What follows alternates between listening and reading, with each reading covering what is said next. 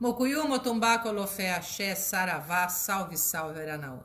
Um excelente domingo a todos e todas. Espero que vocês tenham podido aproveitar o final de semana. Interessante esta mudança que nós tivemos de perspectiva de tempo. Para alguns, este final de semana é uma grande interrogação. Eu continuo com o meu fique em casa para aqueles que podem ficar. Protejam as pessoas, não vão às ruas. Nós estamos num período crítico do coronavírus. Mas vamos à questão de hoje. Eu quero falar um pouco sobre religiões afro-brasileiras.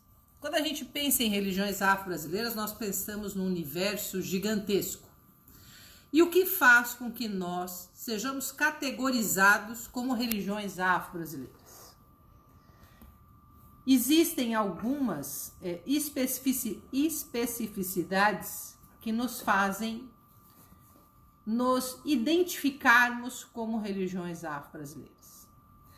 Uma das questões é a tradição oral. Eu sei que já vem toda uma celeuma atrás desta questão. Como que nós podemos ser tradição oral se vivemos num universo em que a tradição escrita impera?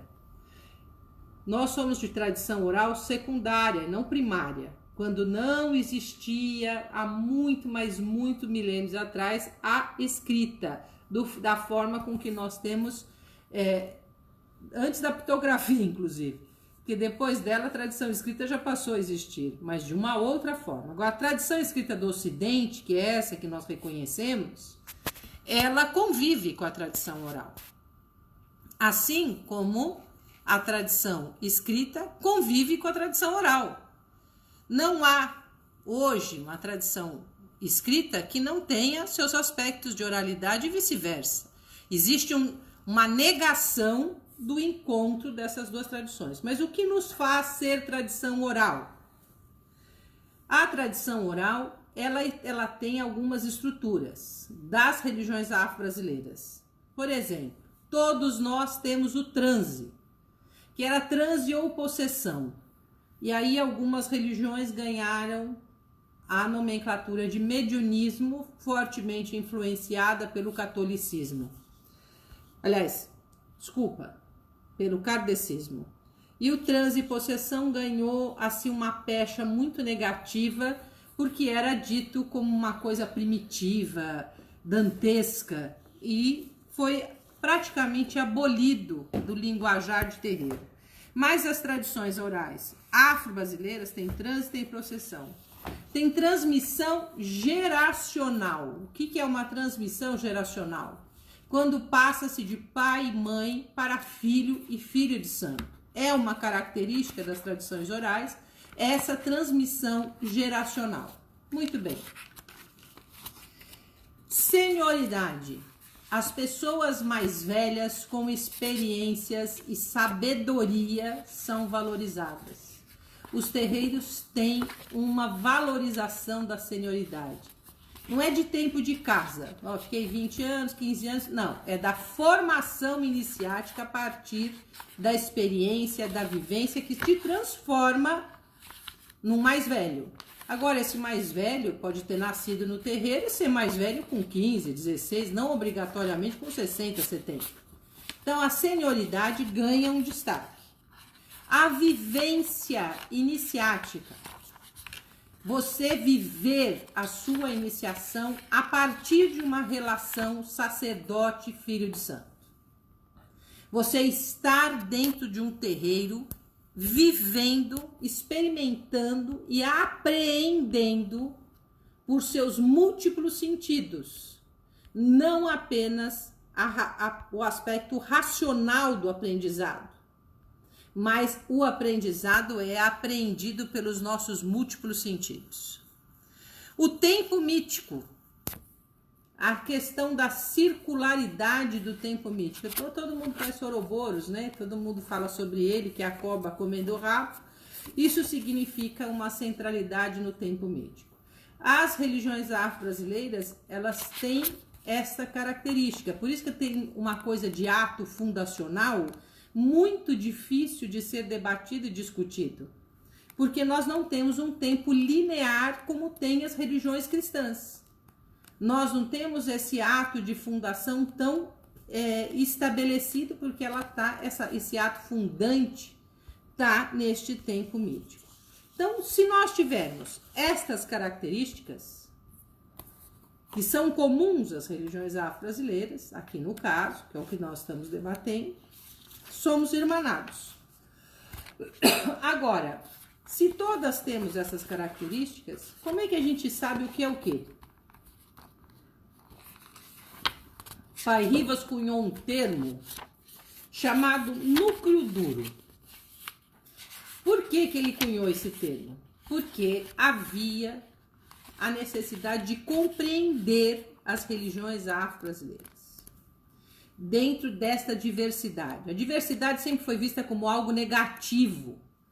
Havia aquela preocupação de centralizar, de ter um poder central. Sempre foi uma luta dentro das religiões afro-brasileiras. E não aceitar a diversidade delas.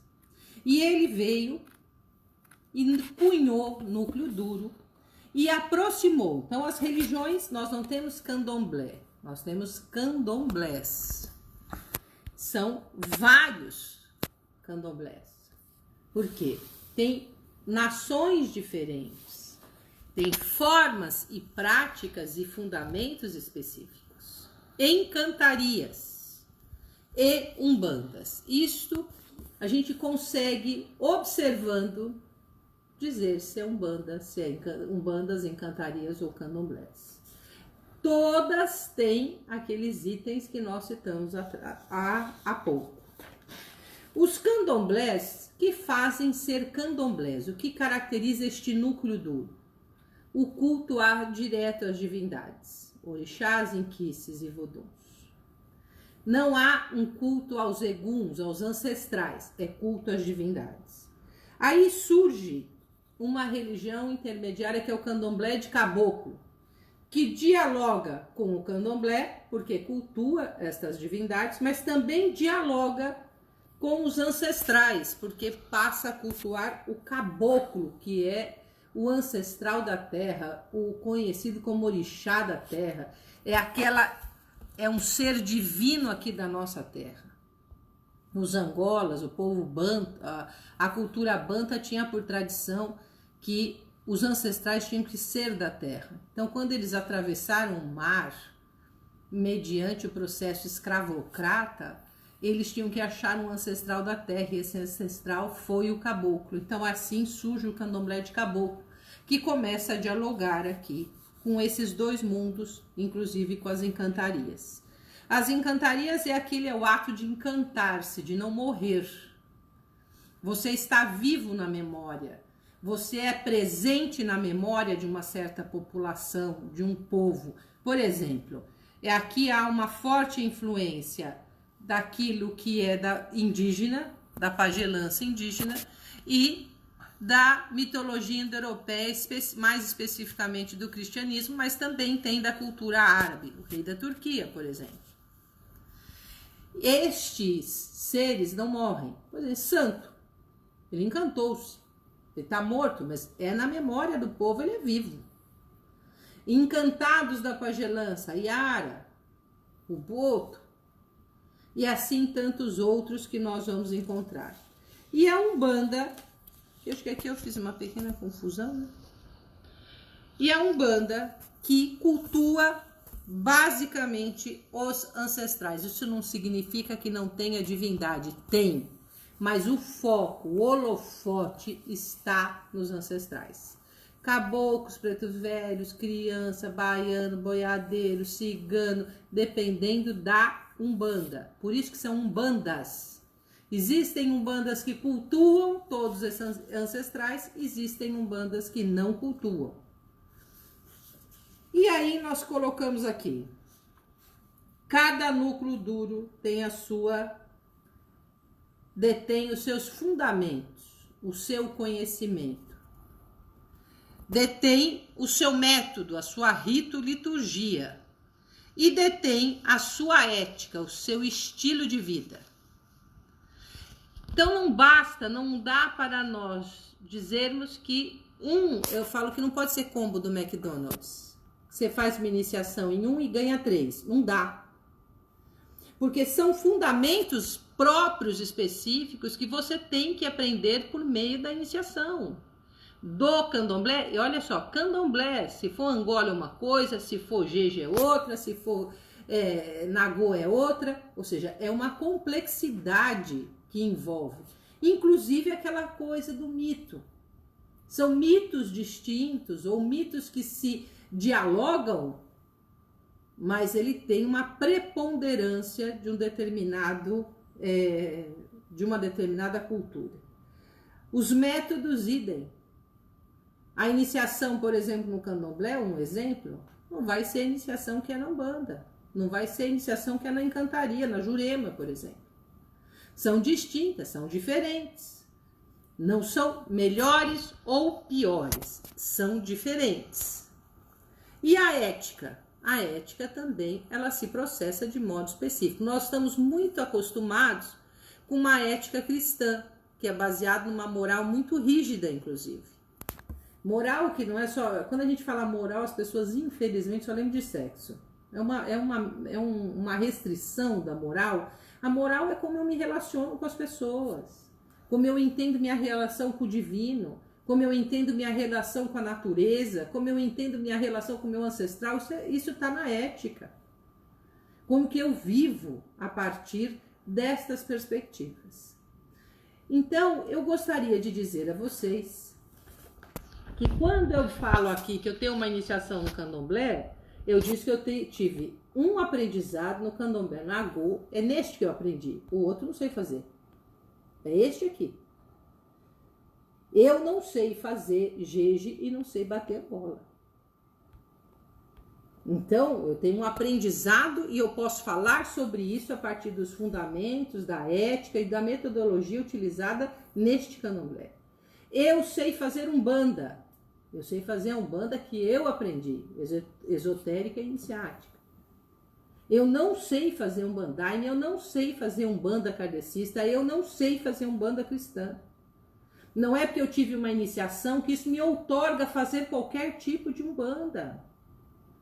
E eu tenho minha iniciação dentro da encantaria, que é candomblé de caboclo e jurema. Eu não sei fazer as outras. Eu não sei fazer babassuê, não tenho ideia. Então, acho que a iniciação é uma forma da gente compreender estes universos, estas zonas de diálogo, que também é outro conceito desenvolvido por Pai Rivas, que permite a gente saber onde é a fronteira de uma coisa com a outra, onde é a fronteira de uma religião com a outra. Até queria um desenho que tem no livro do Pai Rivas, mas eu não consegui. Para mostrar para vocês que é o contato, é como se fosse isso aqui, ó. Uma mão é minha mão direita e minha mão esquerda. Quando elas se juntam, aqui, ó, existe uma zona de diálogo. Não deixou de ser minha mão direita e não deixou de ser minha mão esquerda. São os meus dedos que estão aqui. Mas uma coisa é uma coisa, outra coisa é outra coisa. Aqui a gente se encontra e é possível falar do que é similar, do que não é similar, do que é diferente, que são as zonas de diálogo. E a gente, não sei quantos minutos foram hoje, que eu perdi a pessoa que marca o tempo das minhas lives. Mas é isto que eu tinha a dizer para vocês. Eu tenho um monte de recados para serem dados, vocês vão formulando as perguntas. Já tem algumas aqui. Hã? Já tem algumas. Já? Já. Então pode fazer. Pergunta do Delfim Ribeiro, do Rio de Janeiro. Benção, minha avó. Benção aos mais velhos, mais novos. Benção. O tempo mítico pode ser considerado como uma dimensão que se faz presente em nossos sonhos quando dormimos? Seus assuntos sempre me trazem muitas reflexões. Obrigado, Saravá. Que bom que meus assuntos tragam reflexões. Meus assuntos têm que trazer reflexões. Não tem a última resposta, porque a gente não tem a última pergunta. O dia que alguém fizer a última pergunta e a última resposta, não tem mais por que a gente viver, porque tudo já foi respondido. O tempo mítico, ele talvez o inconsciente da gente, que é o que a gente faz ou quando dorme, é onde domina isso, porque não existem fronteiras do que antes né, passado, presente, futuro, tão estanques como existe quando a gente está em estado de vigília. Então, durante o sono é mais fácil, mas este tempo mítico também existe no estado de vigília. Pergunta do Antônio Carlos Mendonça Viana, do Rio de Janeiro também. Benção, meu filho. Benção, minha mãe. Os conceitos de núcleos duros e escolas das religiões afro-brasileiras facilitam o entendimento da diversidade dentro das nossas tradições? Muito. Facilitam o entendimento e mais o respeito. Eu acho que a grande contribuição do Pai Rivas, além da questão racional, da compreensão, foi trazer às pessoas essa ideia do respeito, é a alteridade. Eu passo a enxergar no outro não uma pessoa que é divergente do que eu faço, mas uma pessoa que tem uma outra concepção de religião do que a minha. Pergunta do José Rojas, do Chile. Bem, São José, salve, salve, povo do Chile. Bem, minha mãe. Se a religião e o culto está ligado a uma tradição oral que é presencial, como fazemos nesses tempos onde não podemos ter contato com a nossa mãe e com o nosso terreiro? Eu acabei de dizer que existe um intercâmbio. Isso não exime a questão presencial. Não, de forma alguma. Nós temos ferramentas hoje que nos possibilitam a comunicação, mas não a iniciação. A iniciação, ela é presencial. Não tem como ser feita de outra forma. Ou seja, se você quiser, é um estilo de vida. Você precisa mudar o estilo de vida para te proporcionar esta vivência. Pergunta do Pedro Nogueira, de Petrópolis, Rio de Janeiro. Sua bênção, minha mãe. Bênção, meu filho. Essa diversidade maravilhosa, todos esses matizes das religiões afro-brasileiras deveriam promover o respeito incondicional às diferenças. Pelo menos, assim aprendi e continuo aprendendo. Por que tanta discórdia ainda persiste dentro das religiões afro-brasileiras? Será que estamos nos afastando deste princípio de respeito à diversidade? Eu acho que o princípio de diversidade é estranho à nossa sociedade. E nós, das religiões afro-brasileiras, estamos dentro desta sociedade. Se não tivermos uma formação que valorize isto, provavelmente a gente vai ceder aos valores sociais. E os valores sociais falam o quê? Temos de escolher um modelo. Assim como nós estamos vendo hoje a luta contra o racismo, porque o modelo ideal da nossa sociedade é heteronormativo e branco. Né? Este é o modelo ideal. Mas existem outros. Então é dentro da religião, mas fora da religião há esse conflito. Pergunta da Érica Jorge Carneiro, de Itanhaém, São Paulo. Bênção, mãe. Bênção, minha filha. A senhora acredita que a predominância da escrita em detrimento da tradição oral é uma forma de manter poder e mesmo fixar conceitos? Eu acho que a tradição escrita é uma ferramenta importante no atual momento. Eu não vou dizer que eu sou contra isso, inclusive eu escrevo. Mas eu acho que essa tradição escrita é como se fosse uma fotografia. Eu tenho lá uma linda paisagem, eu fui e fotografei a paisagem. Então eu tenho ali marcado aquela imagem, mas não reflete a paisagem. Então a tradição escrita é uma ferramenta importante para deixar uma fotografia, mas não para representar a paisagem. Pergunta do João Luiz Carneiro, de Itanhaém, São Paulo também, sobre isso, minha mãe. Como a senhora pensa o dinamismo das vivências religiosas pelos núcleos duros? Dito de outra forma, como podemos estabelecer pontos profícuos de diálogos? Olha, meu filho, eu tive uma vivência muito prazerosa e profícua nesse sentido.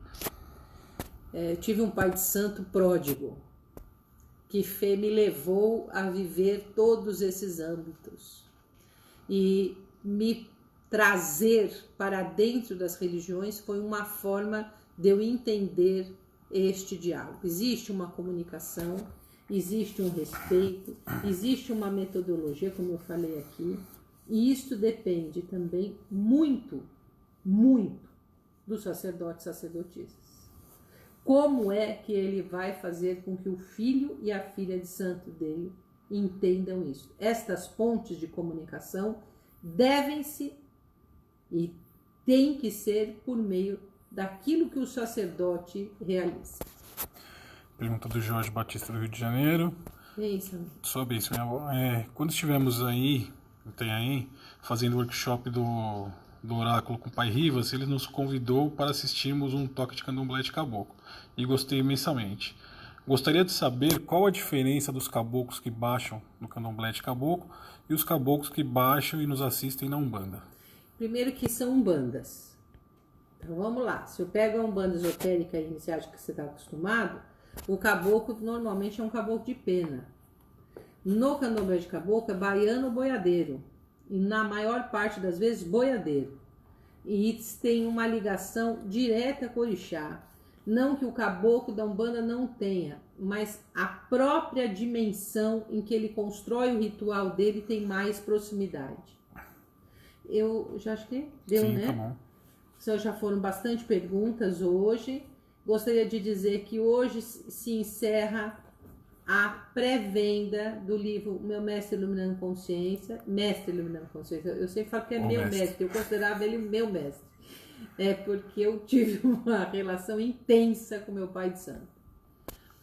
E hoje termina a pré-venda, que dá direito a uma conversa após o lançamento, que ainda vai ser marcada pela editora. Eu não tenho acesso ainda a esta data. Assim que tiver, repassarei a vocês. Quem não comprou tem até a meia-noite de hoje para adquirir e participar desta conversa.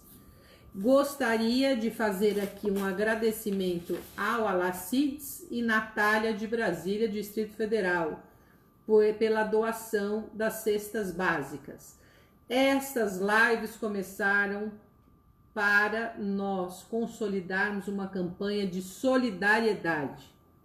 Esta campanha de solidariedade, realizada pela Ordem Iniciática do Cruzeiro Divino, da qual eu sou sacerdotisa, ela trabalha com arrecadação de cestas básicas. Quem nunca esteve na live, nós fazemos isso mensalmente. No dia 27 desse mês estaremos entregando mais 3 toneladas de alimentos, contabilizando nesses últimos 3 meses 9 toneladas de alimentos que foram distribuídos. Então, quem não tiver condições de participar, por favor, poder contribuir. Não precisa ser uma cesta básica, o valor que você conseguir contribui e muito nesta nossa campanha. Estamos vivendo um momento precário, as pessoas estão perdendo emprego, as pessoas estão necessitando. E esta campanha vai principalmente 98% para as pessoas do santo. Fiz esta opção. Estou fazendo essa arrecadação para 15 terreiros da cidade de Itanhaém, não consigo fazer para outros locais, e temos contribuído como podemos. Cada um precisa contribuir do jeito que pode. A reza é boa, minha gente, mas só reza também não vai resolver. Nós precisamos ter movimentos sociais, nós precisamos ter ímpetos de uma sociedade mais justa. Vou fazer o sorteio de hoje, Umbanda o Elo Perdido. Para as pessoas que doam cesta básica, nós fazemos um sorteio, e este sorteio, essa pessoa ganha este livro em retribuição. Marcelo e não Quem? pode. Marcelo e Daniela Rivas? Não, esses eu não vou dar. Eles vão doar o livro. Eles já doaram o livro. Vamos lá. Próximo. Cricor. Diogian. Eu sempre não consigo falar o seu segundo nome. Cricor, você ganhou um bando Elo Perdido. Entre em contato em PVT ou com a editora Arqué, que ela vai fazer chegar às suas mãos. Exu, o Grande Arcano, obra imperdível, muito boa de Pai Rivas. Vai para Margarete da Silva. Também a editora Arqué vai entrar em contato com você, para que esta obra chegue até as suas mãos. Mudamos o nosso dia de live. Estamos fazendo às quartas e domingo. Então voltaremos apenas quarta-feira para o próximo encontro virtual. Desde já eu agradeço a todos e todas e desejo a vocês uma excelente entrada de semana. Que todos os orixás possam estender suas bênçãos. Mente lúcida e coração sereno. É isto que nós precisamos neste momento em que vivemos e em todos os demais. Mokuyu, Motumbá, Colofé, Axé, Saravá, salve, salve, Aranauá.